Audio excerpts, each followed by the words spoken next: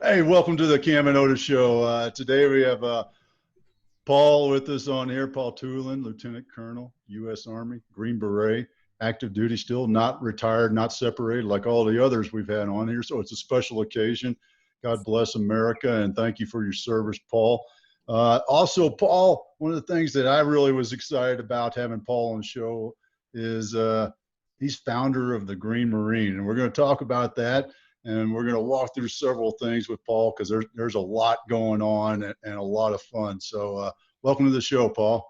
Hey, thanks for having me. I really appreciate it. Like I said earlier, when we were in the green room, my wife tells me that nobody likes the sound of my voice better than I do. So this is just a great opportunity for me to just talk.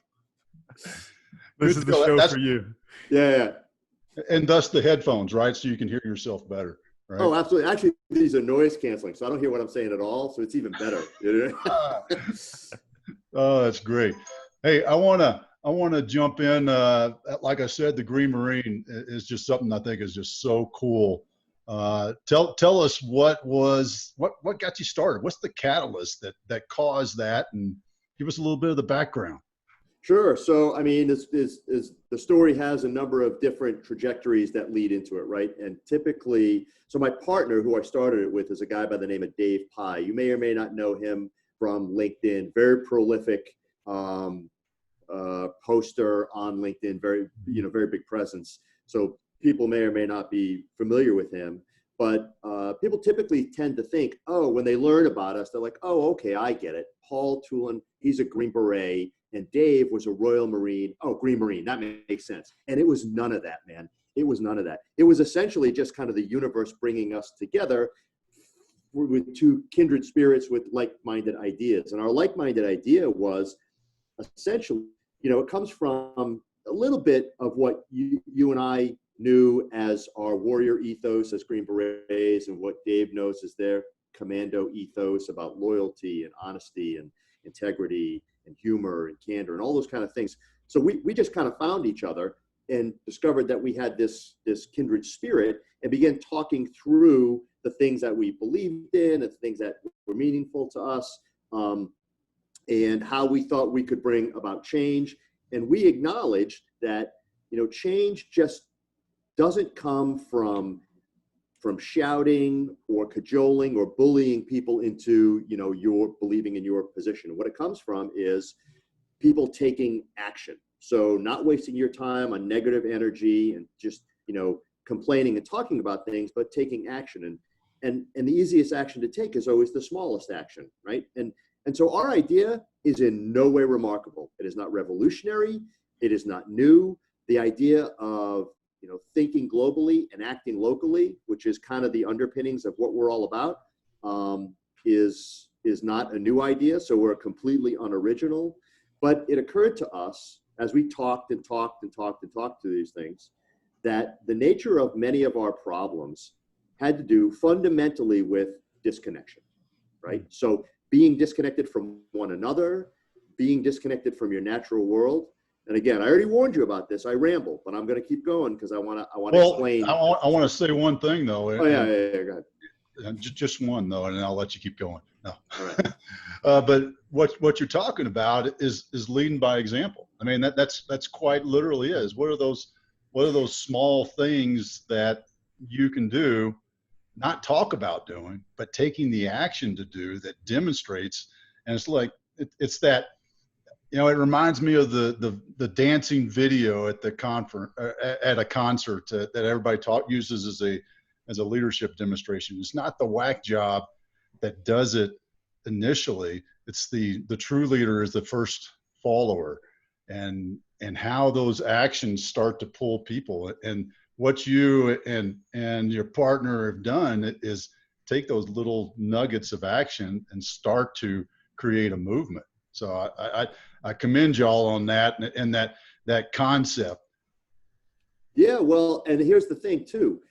I talked to a lot of people about the Green Marine. I don't think you guys use any of this video. We're just doing this so that we can, visually see one another. But I'm wearing my Green Marine shirt, so I'm always talking about the message and the mission, right? And here's what I have always found is that I have yet to run into the person that when I explain to them the message and the mission and what we ask as Green Marines, I have yet to find the person that says, you know what, I don't really think that's for me. Because the ask is so simple and so easy that everybody always says, oh, you know what, yeah, I could do that. Because there's a lot of latitude in what those actions are. So to get back to this idea of connection, right, and us understanding, saying, us understanding how disconnection is the underpinning of most of our problems. So I always use this example, right? It's important to understand where the disconnection came from, because that informs your perspective on how you address it, right? So a lot of people want to assume that we've become disconnected from things for all the wrong reasons, for malevolence or greed or apathy or ignorance. And generally speaking, it's never any of those things. And I'll give you an example that you and I can both empathize with. So if you're in Afghanistan and you're standing in the blistering hot Afghan sun, you appreciate being able to stand under the shade of a tree. There is a thermal difference the geothermal difference between standing in the sun and standing in the shade. And you appreciate it there more than anywhere, right? And so if you look around Afghanistan, especially southern Afghanistan, families really value trees for the security that they provide and the comfort that they provide and the safety that they provide. So they really value them. So they build their homes around these trees. Okay, you and I and Cam, we go from our air-conditioned home to our air-conditioned car to our air-conditioned office. And as a result, we don't really value a tree for its shade most of the time. So we've somewhat become disconnected from that. But you have to appreciate that the people who invented air conditioning did so because they were trying to make our lives better. It's not because they were trying to find a way to make more money or because they didn't give a crap about the environment, none of that stuff. And if you waste your time saying, you know, you don't appreciate a tree and you should burn your house down because it's too big of a carbon footprint and you should start walking because your car emissions is destroyed. If you approach it in that way, then you're never going to get anywhere. You're not going to make any change. But if you redirect all of that energy away from that negativity and the assumptions about how we got to this state of disconnection and just apply them in a simple action-oriented way, then I promise you, you will have a measurable effect not only on yourself, but on the world around you. And then those things will begin to aggregate. And the beauty of the micro mission, so I don't even know if I characterized it yet. It's called the micro mission, right? That's well, there was a lot of passion getting to this point, which I appreciate. Yeah. I know our listeners appreciate that. Yeah, I bet they do. They're like, what is this guy? Is this guy going to make a point? I'm famous for doing that. Infrequently making a point, despite the fact and saying many words. So we're predicated on something called the micro mission, and a micro mission is a small, impactful, positive action that anybody can take. Do what you can, where you can, with what you have, whenever you can, right? And the beauty of it is that as we've expanded the brand, and we have ambassadors in all over the world, New Zealand. Well, one of our ambassadors in New Zealand, but New Zealand, Australia, Denmark, Italy, Sweden, all over the UK, all over the United States. And as we've expanded it, what we have discovered is that there are all kinds of micro missions out there. There are micro missions of every size, shape, flavor, color. And as we build this company, so I'll get into, a little bit more for, Cam's perspective in entrepreneurship, some of the background verticals that we're working on with the Green Marine, which are, super important. But what we've discovered is there is a nearly endless sea of micro missions out there that people are advocating for. So we have people who want to save the soil. We have people who want to save the pollinators. We have a whole portfolio that's dedicated simply to kindness. And all of those things are bona fide, quantifiable micro missions that if you do them, they make you a Green Marine. And here's the thing about being a Green Marine. Once you say that the qualifications for becoming a Green Marine are rigorous. It's really, really hard. And here's what you have to do. You have to say, I'm a Green Marine, and you have to try to do a micro mission. And if you don't do it today, guess what? That's okay. You're a human being. I am the Green Marine USA. I'm the guy. Like I'm him. And I promise you, I'm going to admit to the world, there are days when even I'll walk past a piece of trash on the ground because I'm a human being. And so we don't think that the model should be that if you're not all in, then you're all out. Well, what's that going to get you? That's not how you get buy-in. That's not how you get ownership. That's not how you get people to say, hey, I can do this too, because it acknowledges that they're occasionally going to make a mistake. Not a mistake. That's not even a fair characterization. That they're going to have a moment when they just don't have the energy. Hey, that's okay. Try again tomorrow. So, well, and that goes in just like you're talking about with solving all of these different problems for these micro missions in the first place. It goes back to understanding the person's perspective, and you clearly understand the fact that we're all humans and we all make, whether you call it a mistake or be lazy or whatever it is, we all do that on a regular basis. And that's the really cool thing about these micro missions, which, by the way, I love the term. I hadn't used that one before. Is you create these 1% changes, and you have this marginal effect where if everyone just does a little bit more, you can have just as big of an effect of trying to, pass some sweeping legislation like you were saying, or whatever other band-aid you want to put over the problem. But then also one of the biggest things I loved is you talked about this, what I like to call as an imagined malice, that it's easier to sit here and think that there's some evil guy behind the curtain trying to make all of this bad stuff happen, that there's somebody trying to disconnect us. But in reality, it's so much just natural human behavior. We naturally go towards people that we look like. We naturally go towards people with like ideas, and we congregate ourselves like that. And then, hey, over time, we wind up separating ourselves more and more from each other, and we grow further and further disconnected. But really what it comes down to is just getting that communication, our favorite buzzword, to break down that disconnect, and then you can solve all these type of problems. And that disconnect comes in many, many, many forms, right? So people have become disconnected from the natural world around them. And look, we are not an environmental movement. That's not really what we're about. There is a secondary and a tertiary effect of everything that we do that has an impact on the environment. I am not a fan of saying, hey, we should save the planet. Guess what? If we don't do anything, the planet's going to be just fine. The human species will be wiped off of it.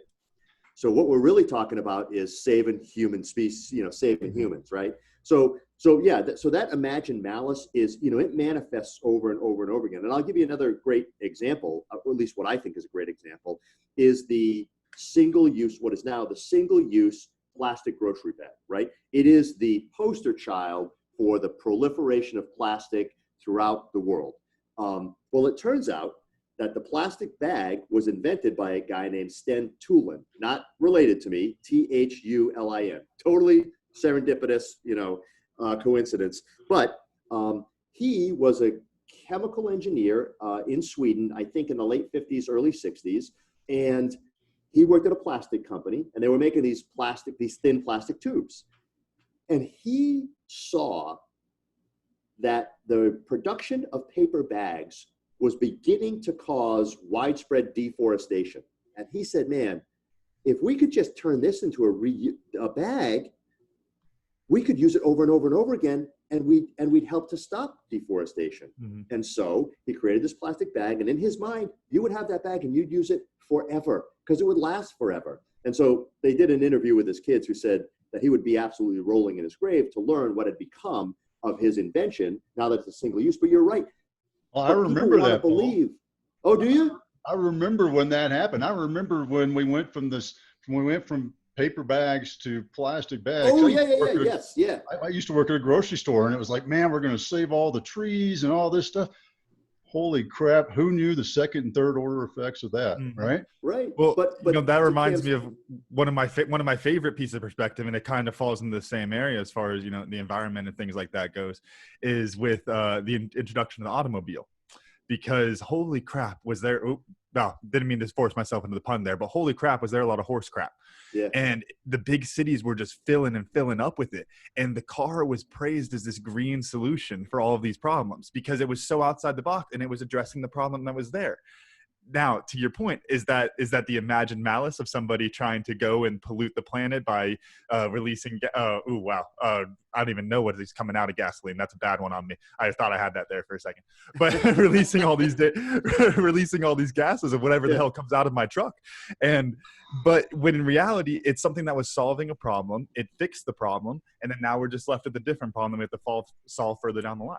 Right. And so it's for me, and certainly from the Green Marine perspective, it is super important to appreciate that, because if you don't appreciate that, then you're just going to waste energy on the wrong problem. Okay, we're here. we got here. You can turn your energy towards blame and negativity, or you could try to do something. And I'll tell you, one of the criticisms that we often, no, that's not fair characterization.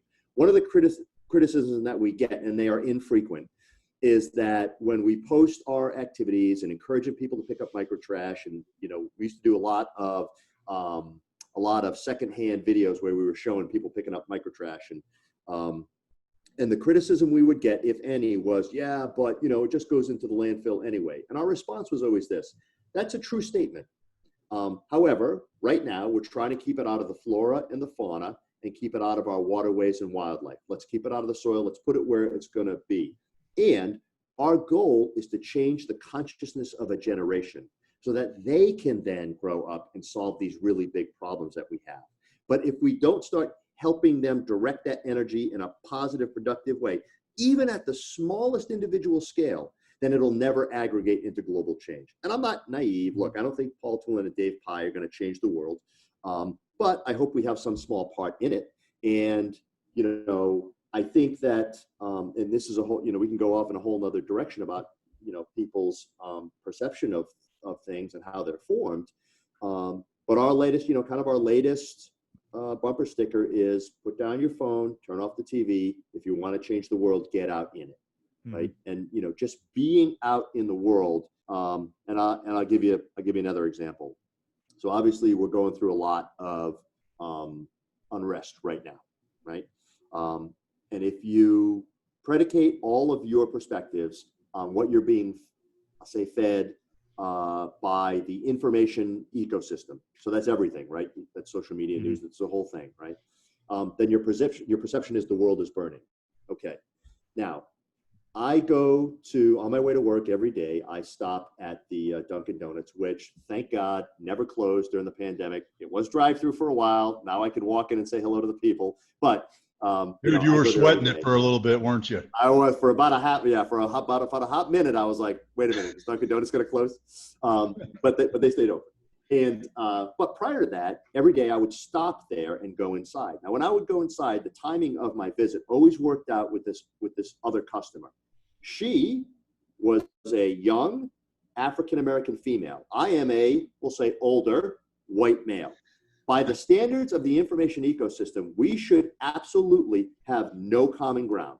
We should be adversarial and probably suspicious of one another. And you know how that actually played out every single day? It played out with a joyous exchange of laughter and smiles. I'd open the door for her. She'd say thank you. She'd open the door for me. I'd say thank you. I'd be like, hey, I hope you're not running late. I mean, and this played itself out over and over and over again. And someone might accuse me of being superficial or naive, and maybe, the deeper issue of what would happen if I had to hire her. Okay, great. Maybe, sure. But the simple fact of the matter is the reality of the environment that I see as it relates to these things versus the reality of the environment that I live out in the world are completely different. And so I think if you base your opinion on those kind of things without getting out into the world, then again, it's like investing your energy in the wrong way. Well, to use, part of your vernacular, the micro mission, what you've got there is a micro culture. And if we think about that sense, we have this larger culture that's saying these things to us. And if we don't like it, it's no different than doing a micro mission, which is you do that one little thing. If we're creating micro cultures at the Dunkin' Donuts, that's a seed for change. That is a seed for growth and to change the attitude one person at a time. I mean, I was talking about this with my team last night. If you're a lead, we can all be leaders, and you got to lead. And you can lead by doing anything, whether it's the micro mission like the Green Marine, and you're just doing some small thing and making a small change. But that small change starts a movement that changes other things. Mm-hmm. And I think that's what's I love about the Green Marine. And I want to celebrate that, because some people get in their head that I can't affect. It's the same sense of my vote doesn't mean anything. Well, your vote doesn't mean anything until it's right down to the wire and you're that last one. Or I always tell people, smile. It's a little bit more difficult now. We got to work on our eye infliction now because we're all wearing these masks over our mouths. So that makes it more difficult. Maybe we need to say howdy all the time.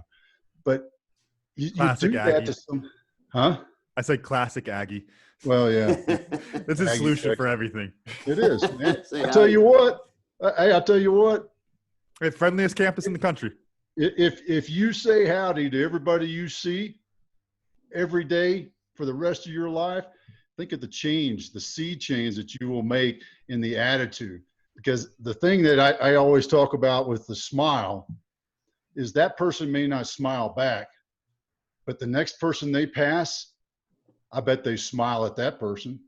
It's kind of like when you're driving on the country road and the fella Bubba passes you going the other direction and he waves and you're like, oh, dang it. Yeah. So then what do? You wave at the next 5 people.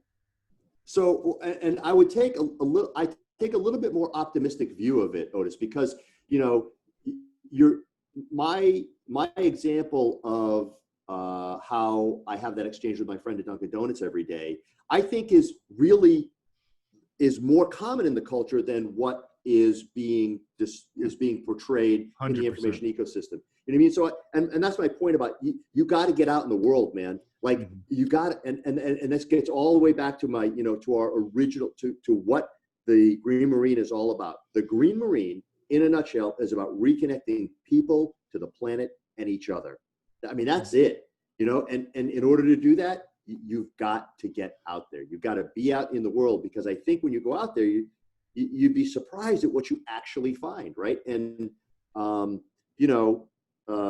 I think, I don't know if you commented on or not, but I made that post about the day after there were protests in downtown Fayetteville. And it was like a little collage of so Saturday night, the information ecosystem was basically telling us Rome was burning, right? The marketplace. So the marketplace is in Fayetteville, North Carolina. It's this historic building, but it's very controversial because in the 1800s they sold slaves there. I think, to their credit, what Fayetteville has done is memorialize it in such a way that it is a reflection on the darkness of our past. And so I think it's still inappropriate. But anyway, it's controversial. Nevertheless, so there was a protest down there. And if you were listening to the news or watching social media, it was burning to the ground. I mean, it was chaos, right? And lo and behold, the next morning, when the sun came up, the actual story was that they broke some windows and someone did light a fire nearby, but it was, it was still standing there. And an army of people had come out of every race, creed, color, size, shape to clean up the mess. But you got to go out there to see that. You've got to be out there. And it's true, if you don't believe, and again, I've never found the person who disagrees with me yet, but if you don't think taking that single action, that single, simple, impactful, positive action won't have an effect, I would argue that point all day long. And if you doubt me, then go try it. Just go try it. Give it a try and see how it feels. Because most people who come and go in the Green Marine, they're really active for a little while and then maybe not for a little while. They say the same thing. They're like, man, thanks a lot, Paul. I can't even walk past a piece of trash without thinking about picking up. And that's good. That's good. That's how it ought to be, because you've now changed your consciousness. Mm-hmm. Oh yeah. I mean, that was the way I grew up.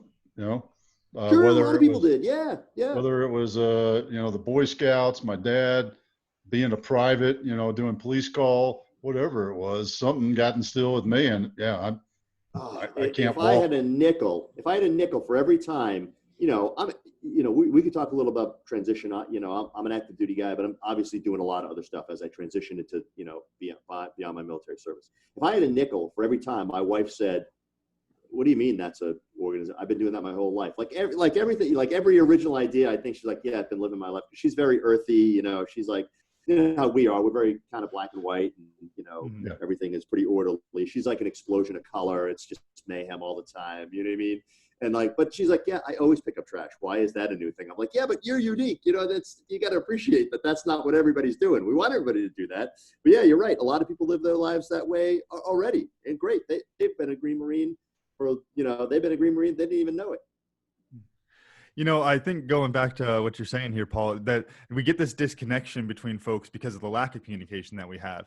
And then it's one of those, if you sit and you just consume, and whether it's the 24-hour news cycle or whatever you want to call it, if you just sit there and just consume and consume and consume, and you keep getting that narrative, whatever that narrative is, whether however truthful or non-truthful it may be, that's what you're going to start buying into. And the reality is that that helps to grow the divide, because people wind up walking around with all these different narratives. But to your point, it just comes back to the communication, because I know just out of my experience with my friend groups of all sorts of diverse backgrounds, thank God for rugby, right? We talk about things, and 99% of the time, folks just want to be understood. That's really what it comes down to. Is I don't have any malice in my heart towards you. I'm disappointed that you're not understanding my point of view. And if you can sit down and get to a point where you can really have a conversation to where you can really understand where each other are coming from, you'll realize, to your point, that we are a lot more similar than we are different. Yeah, and I think that to compound that, Cam, is that there is an illusion of communication that's created in the way that we communicate now, right? Because it is devoid, it is relatively anonymous. Okay, your name is associated with it, but it is devoid of the realities that come into play when you and I have to understand each other's emotional state. We have to be in the same physical space. Like, I would say 99 times out of 100, or whatever, magnify that to whatever degree you want to, I would say that most people who are willing to be confrontational and obstinate online are not willing to do so in person. And so if you're not willing to do it in person, then you're just going to be continuously building up on that lack of connection with other people. And so I think that creates it creates an illusion of communication that's compounding the problem. And I think I'll take that a step further while we're going down this little rabbit hole. And we all talk about the confirmation bias that we get a lot on social media. I think that's kind of something that most people are pretty well understand. But I think a more interesting phenomenon that we see, and honestly, if anyone who out there who's done social media marketing, I think this will hit home with you, because it's really hard to break out of your bubble. If you're a rugby guy like myself and I share everything rugby, and my 3 buddies share everything rugby, we're still hitting the same 100 people that like USA Rugby. That's it. And we kind of get lured into this false sense of a larger community, when in reality, our reach is just within our little circle. You could apply that from rugby to any other type of thing. We really don't have as far of a wide-reaching network on social media as we all think we do, because we get grouped in, like we were saying, and again, this isn't out of malice. There's nothing out of malice there. I liked certain pages that are rugby. You didn't, because you're not as into rugby, and we slowly drifted away like that. And then there's a little bit of a disconnect. That doesn't mean that there's no communication there ever, but it means that there's this natural divide that comes up, and we have to be able to deal with that type of thing. Yeah, and I think you hit upon one of the things that helps mitigate some of this, this illusion of communication, which is diversification. So, and this is something I talk about when I talk to veterans who are transitioning as they're building their network, right? I say, look, when I started building my network, I took a look at it and I was like, man, this thing kind of has the same education that I did and the same experiences that I did, kind of looks like me, probably dresses like me. I would venture to say it smells a little like me. This is not a network, it's a network of me. So, I made a deliberate effort to diversify. And I just started reaching out into just the craziest, like 180-degree personalities that I could find.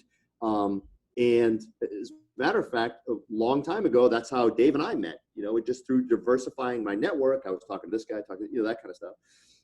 But I think if you're going to operate in that space, because look, we could say, let's burn social media to the ground. Okay. That's just naive. That's not going to happen. Right. So you have to figure out how do you extract the positives? How do you make it something worthy of our human enterprise so that it can enhance what we're doing as opposed to detract from it. That's one of the, so I think I told you, I don't know if we were on camera or off at this point, but a friend of mine and I started something called the Best Pandemic Ever.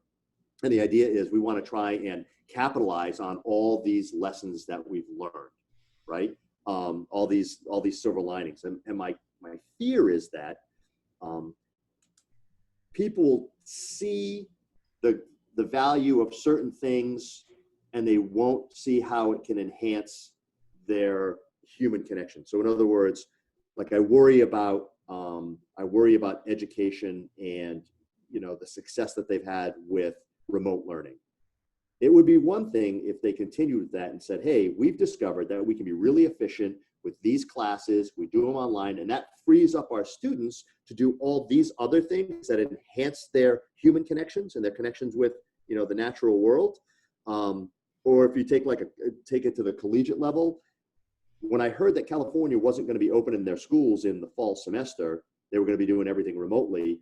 I thought, well, it would be one thing if they were saying, hey, we're going to do all these classes remotely, but we're going to have all of these other things available, campus life, intramural, all the things that bring people together so they can maximize that and enhance that. But that's not what they're saying. And so for me, that's one of those things that I ponder and I worry about learning lessons that aren't complete or just the wrong lessons from this experience. But again, it kind of weaves in and out of the whole ethos, message, and mission of the Green Marine. I mean, these are all things that fortuitously have become very important to us, right now.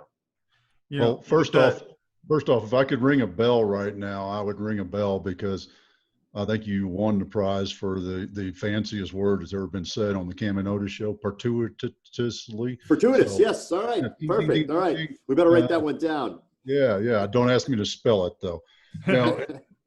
I think you hit on something that's really a great point, and I've harped on this with the businesses that I've worked with, and from my military experience, and I know you know this too, because the military is great about capturing lessons.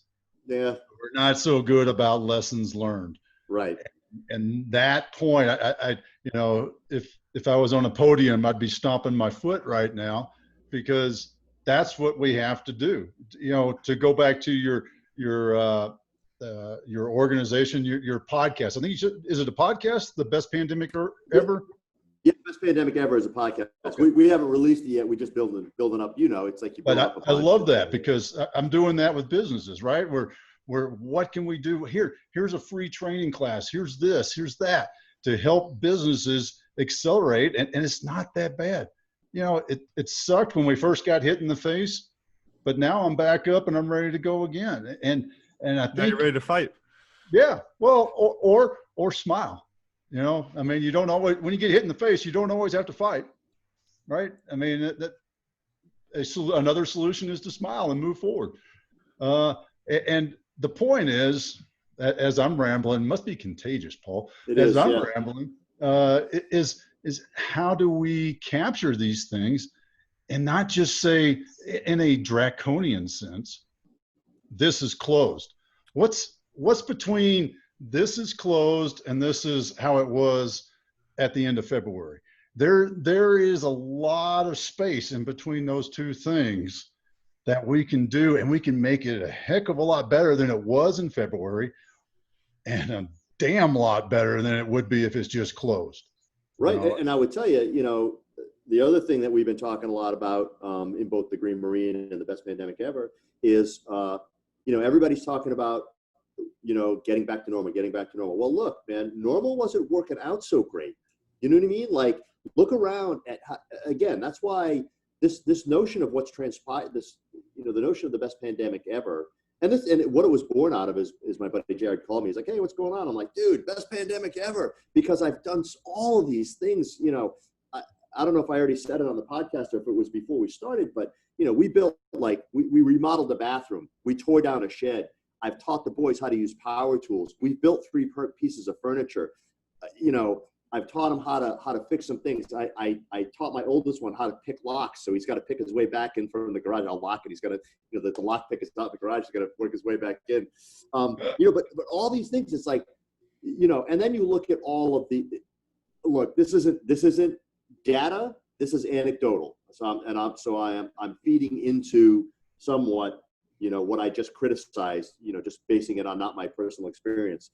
But it seems to me relatively clear that the reduction in commuting, the reduction in air travel, the reduction in just general presence in congested places has had a kind of a positive effect. You know, and everyone uses this example, and it could be complete BS, but you know, the dolphins returning to Venice. That's probably an urban legend, but it's illustrative and demonstrative of the realities that you're seeing with the reduction of smog. I mean, and again, I'm not to get on an environmental bandwagon or anything like that, but there are definitely positives that we ought to stop and say, man, do we need to be running around 7 days a week to 5 soccer games and, you know, spending 2 hours commuting back and forth to Fort Bragg, stuck at the gate for 30 minutes? You know what I mean? Like, those ought to be the things that we should be, I hope we capitalize on. But now I'm gonna open the curtain a little bit of my, I'm not gonna say pessimism. I'm gonna say my optimistic skepticism, which is, I love that definition. Optimistic skepticism. Very well put.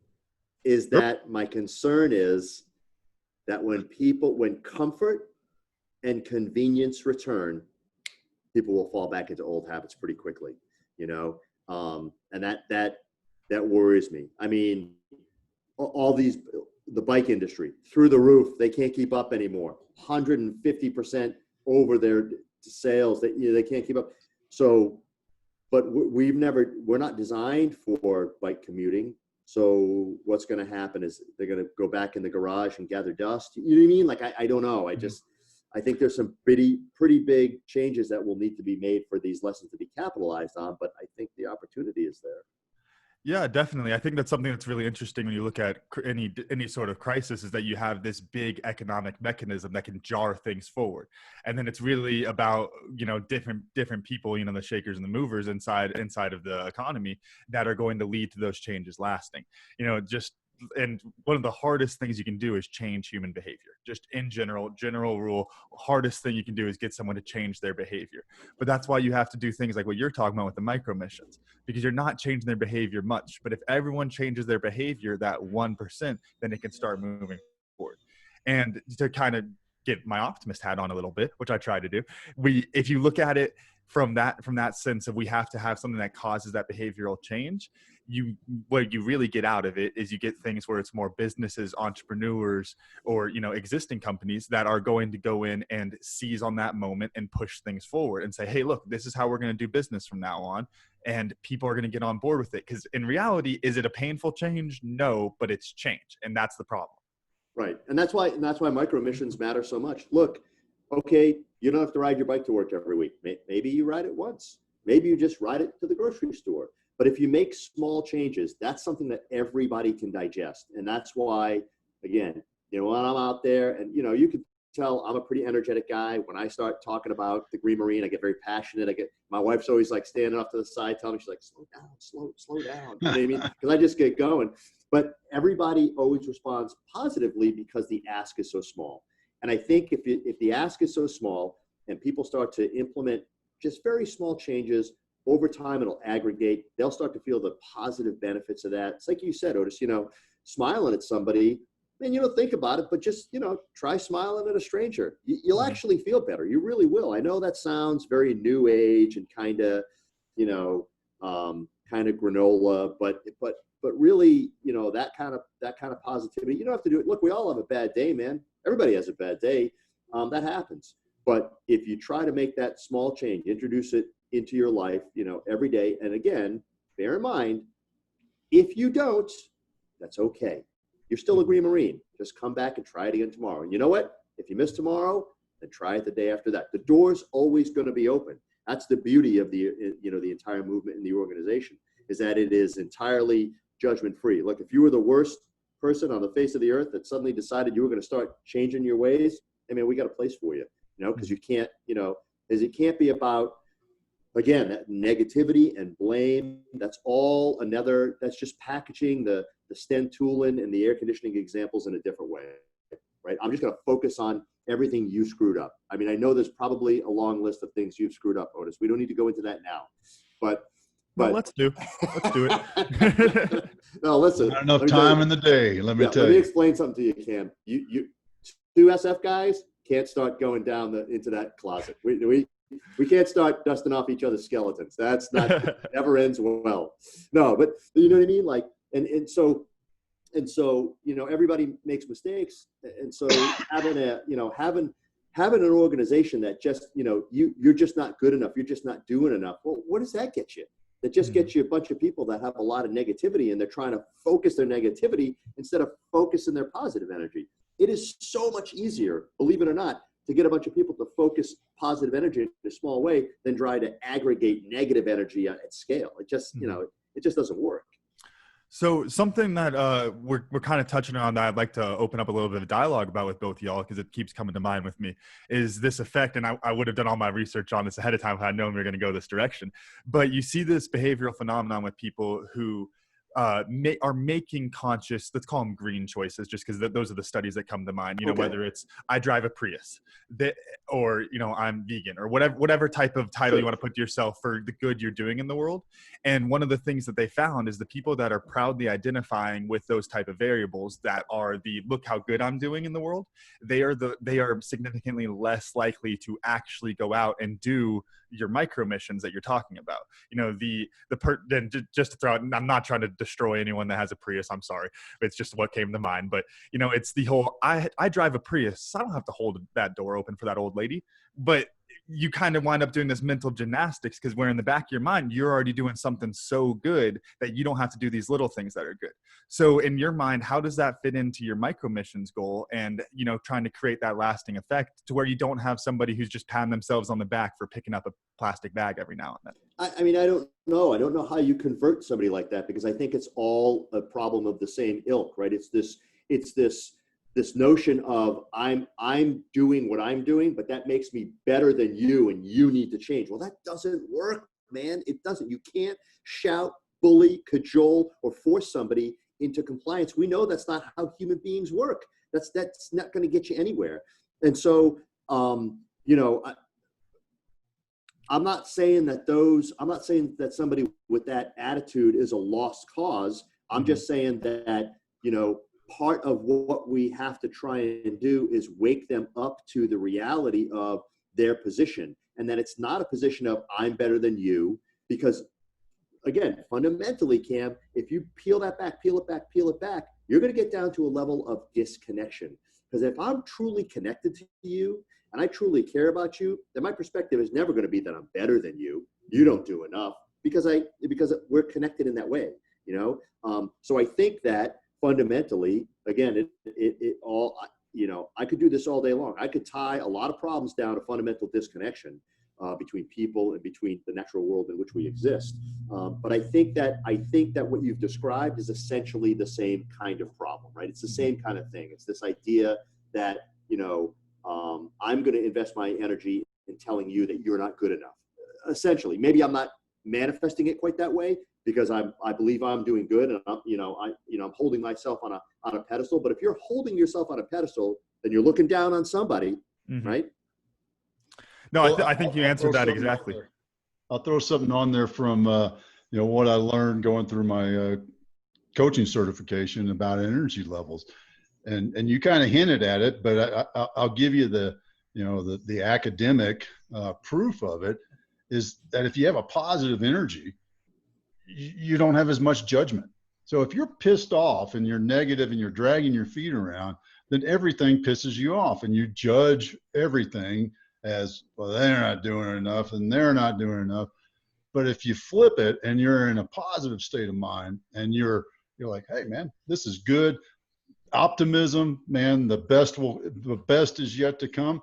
When you have that sort of attitude, you look around and it's like, man, great job. I appreciate that. Or, hey man, maybe next time you can help out. Or maybe I need to help you out a little bit more, because it's that sort of thing. When you are in a positive state of mind, you don't judge people or things, because you're not blaming them.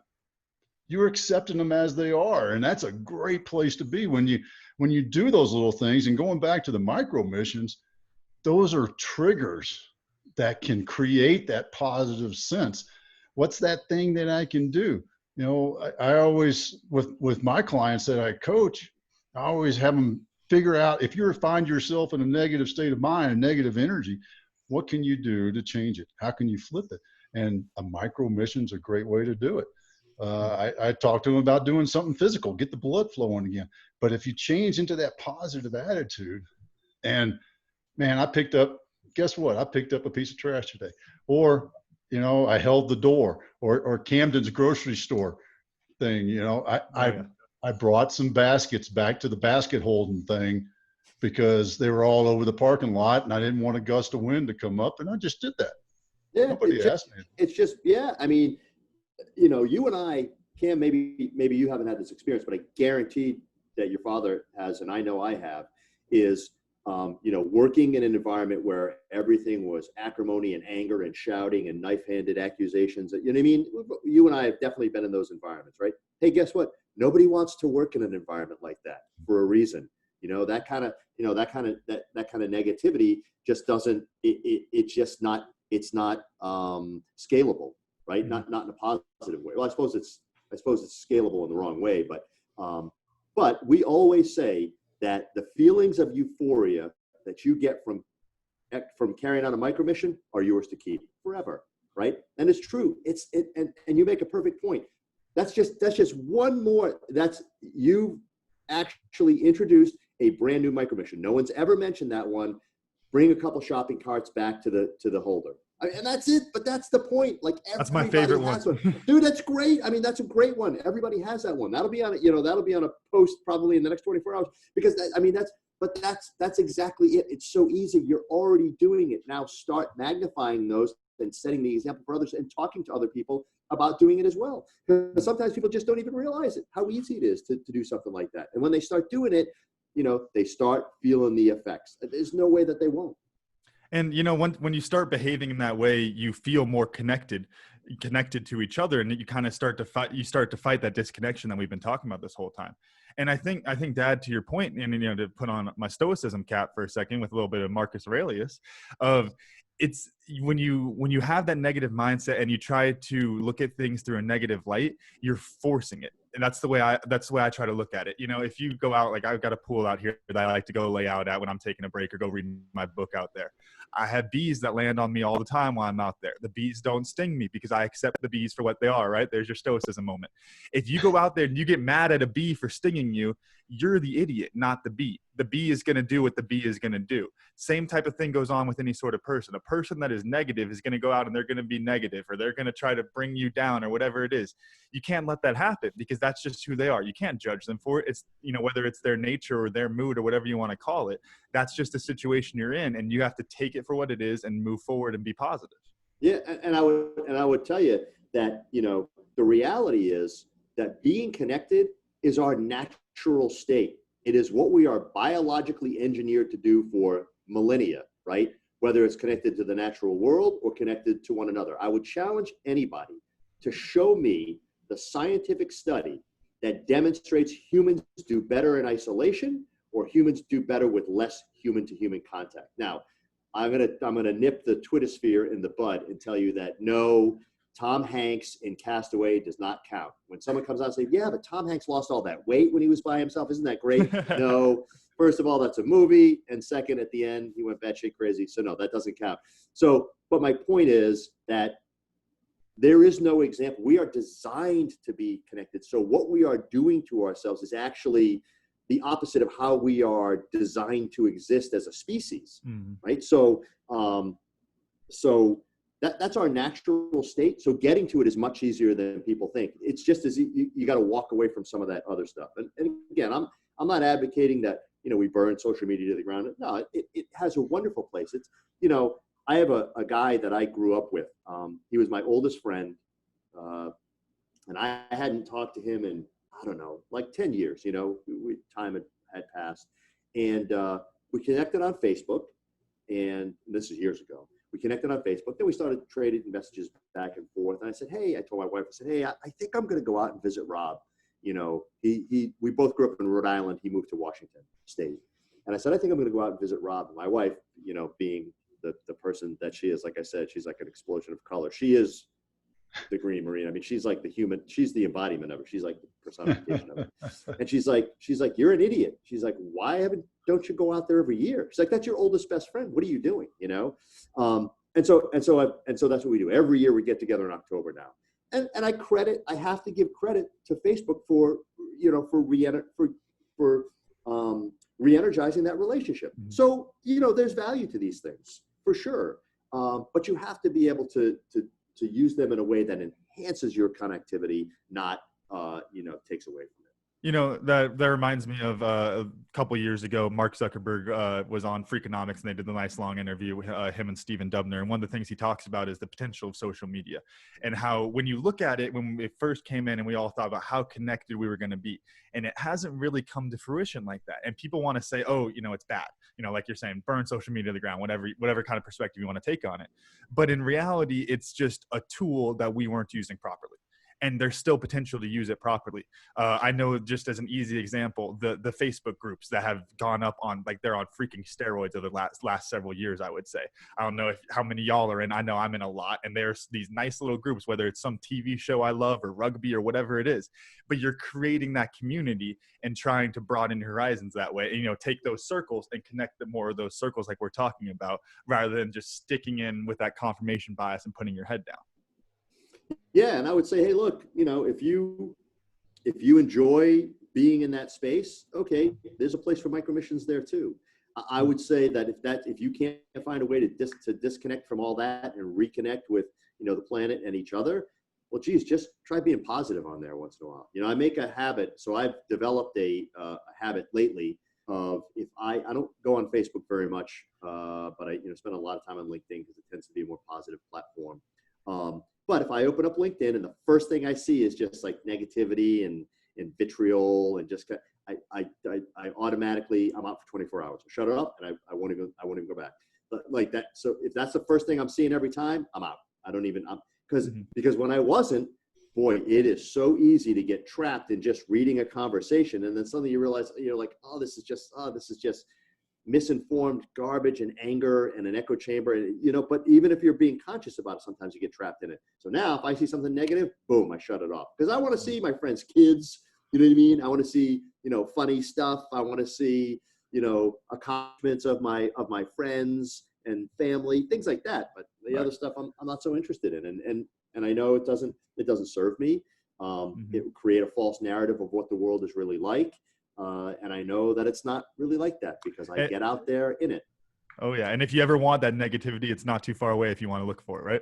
Oh yeah. You don't need that in your face all the time. If you really want to go out and find it, you can do that really quick. And I'll tell you, the human brain is not equipped to process information at the volume and velocity at which it is provided to us now. Mm-hmm. You can't do it. Like, I'm not a dummy, but I'm no genius, but none of us can process information of that magnitude and get anything of value out of it. When you're getting constantly bombarded with information, then that's going to shape your perspective on the world, and it's going to shape your wellness and your level of anxiety. I had a friend who, when COVID started, his wife was glued to the news, glued to it. And her level of anxiety was going up and up and up and up. And he said to her, look, he's like, you never watch the news. Why did you suddenly shut that shit off? Just shut it off. And she did.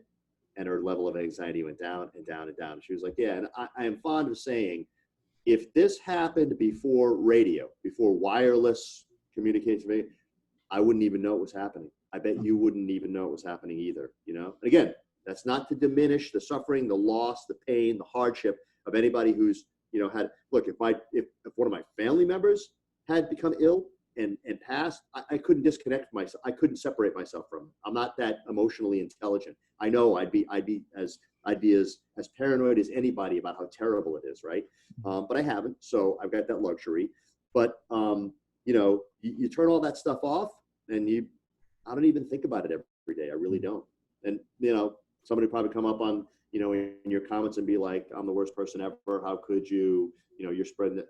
I don't know. I don't have an answer for that, except what you're talking about though is this this ability of our mind. I refer to it as our caveman mind, to protect ourselves, our survival instinct. We want to know where danger is. 100%. And our news channels have figured that out, and they market to that.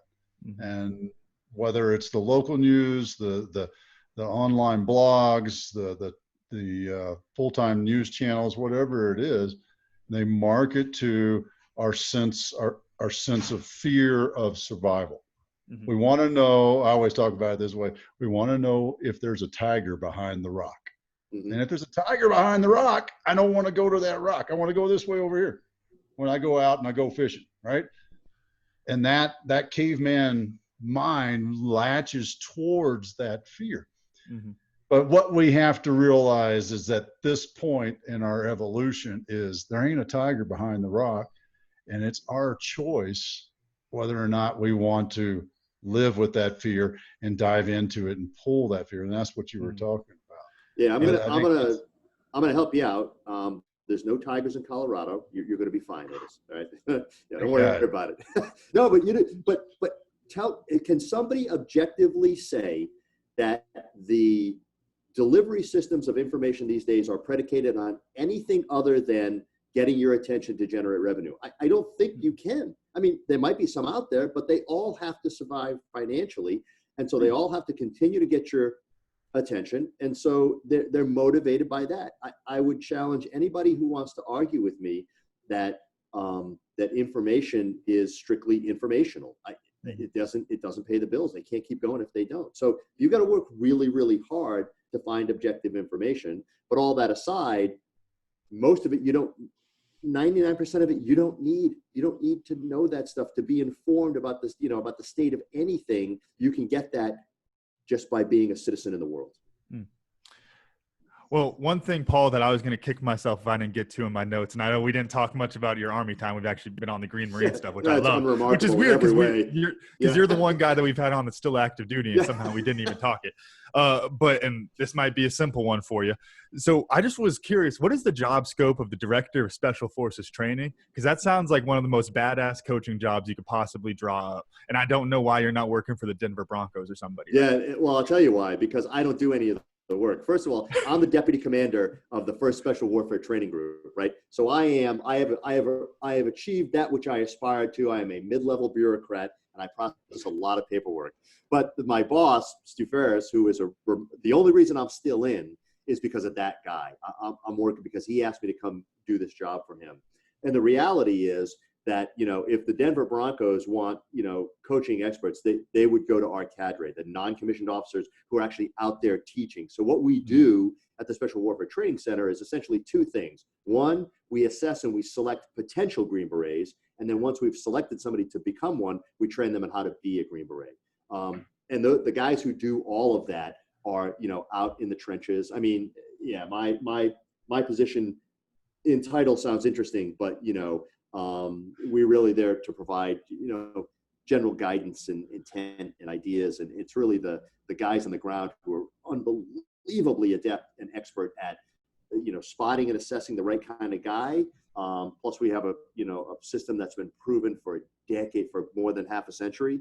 That is a model that is revered the world over for, how you find the right kind of person. And then we have just the absolute best teachers, coaches, mentors, trainers that do the work every day. So you're not the guy who came up with the Sandman and all that kind of stuff. No, I'm the guy who suffered under it. I mean, yeah. What was the guy's name? What was the Colonel? Was it Colonel Troutman? Was the guy in Rambo that when Brian Dennehy, God rest his soul, was saying, what did he? I don't know the exact quote, but he said something to the effect of, why did God make a man like Rambo or something like that? And then off in the distance, Troutman says, God didn't make Rambo, I did. And ostensibly, like, he's a full colonel. So he's like Stu Ferris. He's like the commander. I'm like, maybe he was an instructor at one time, but not really. But yeah, I will tell you this. The great thing about that job is that you are surrounded every day. Like the next generation always gets a bad rap, right? Oh, they're all entitled. They're all lazy. They're all this, they're all that. Let me tell you something. The next generation is pretty good. I was a battalion commander in 5th Special Forces Group. And so I saw these young men who were coming out of the qualification course where I am now. And I can tell you, they were fitter than I ever was, smarter than I ever was, more creative than I ever was, just better at it than I ever was. Now, that could just be that I was never very good at it. But my point is that, if you ever want to have faith or have your faith restored in the next generation, come out to Camp McCall at Fort Bragg, and I'll take you out and I'll show you the promise of the next generation, because it's all right there, and they are remarkable. Paul, I remember having that same feeling, when I was a SF company commander and looking at my team leaders and thinking to myself, wow, I'm glad they're not in your group, because I'd never get promoted. Right? They're great. It's really, being surrounded by enthusiastic young guys who are trying to achieve this incredibly hard thing is absolutely an uplifting experience daily. Well, awesome, Paul. I really appreciate you taking time. Thank you to the U.S. government for allowing you to spend some time with us today. Camden, what'd you learn? Okay, so I'm going to backtrack on something I said earlier. I went and Googled it while y'all were talking because I don't want anyone coming at me about this. I learned that cars produce carbon dioxide, methane, and nitrous oxide. So CO2. There you go. Yep, there you go. Yep. We are scientifically sound now. Nobody can say we didn't do our research. There you go. Paul, what'd you learn today? Oh, I learned that, to some degree, I think what I've learned is that the notion of a micro mission is universally recognized for the potential that it has, because you guys have just reinforced what I always experience, which is I talk about it and they're like, yeah, oh yeah, I can do that. That sounds really easy. So I am too old to learn anything new, but it's always good when the things that I think I know are reinforced. So I move a little bit down the road of feeling like I'm doing the right thing with the Green Marines. That's awesome. And that's what I say almost every show too, is like, I get a lot of, oh yeah, in the show. I didn't really learn that new, but I got reminded that at one time I knew that, and oh yeah, that sounds familiar. And the one right in line with your micro mission is what I learned. And is they're infinite. I think that is just, that right there, I think is so cool, is that it doesn't have to be this thing. It can be this thing, that thing. It could be something else. You can make it up. It's just all about doing good and making a change, making things better for the world. I mean, quite frankly, with your little micro mission, and think about that, 1 million, 1 billion, 1 trillion micro missions. What's the math on that? That's a lot. That might make a change. I think 1 trillion micro missions could probably make a change. So that's really. I think it's like 1.24 trillion micro missions, and we're just better at that. Yep. Somewhere around there. We'll get there. We'll get there. That's some great math.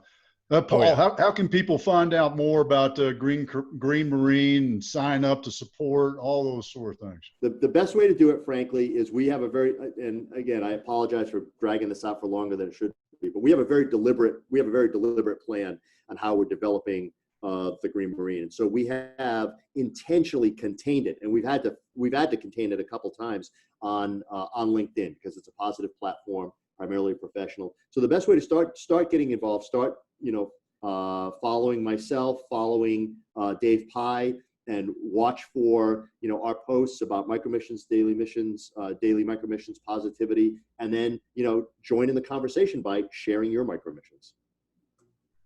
Awesome. Thanks again, Paul. Great to have you on, and really appreciate your time. Camden, run us out, please. All right. Thank you all again for listening to today's show. Special thanks to Paul Toolan for joining us today, and our sponsors, MASH, Military and Athletic Strength Hemp Oil, and Verbi Virtual Fundraising. You can check out recent episodes of The Cam and Otis Show on Spotify, Google Podcasts, Apple Podcasts, or wherever you can get your podcasts. And check out full archives at thecamandotisshow.buzzsprout.com. Cam and Otis Show is on Facebook, Instagram, and Twitter. Thanks again, and we'll see y'all next week. Thank you.